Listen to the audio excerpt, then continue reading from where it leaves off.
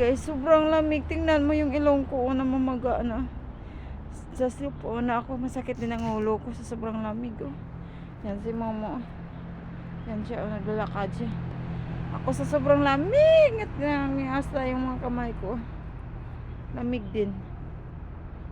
Ay, naka.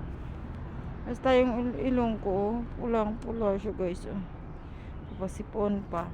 Masakit pa yung ulo. Sa lamig to guys, kasi sobrang lamig ngayon.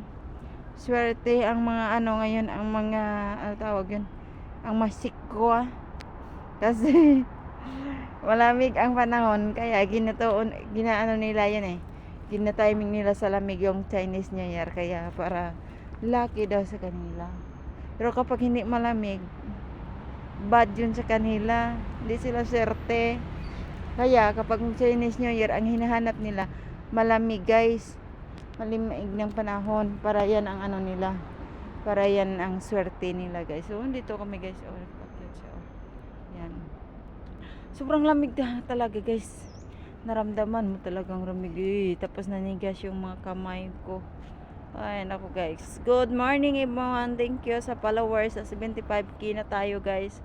Baka later coming tayo sa 76k.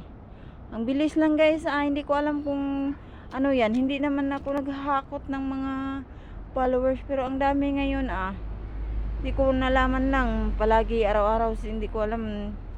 Mahakot sila ng isang libo.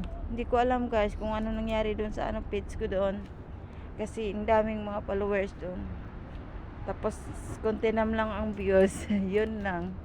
Yan lang guys, bye bye. Sa akyat muna kami doon sa taas guys. Kasi kasama ko si Momo. Nag-aantay din Yan Gusto niya nang umakyat guys. Yan lang guys, bye bye.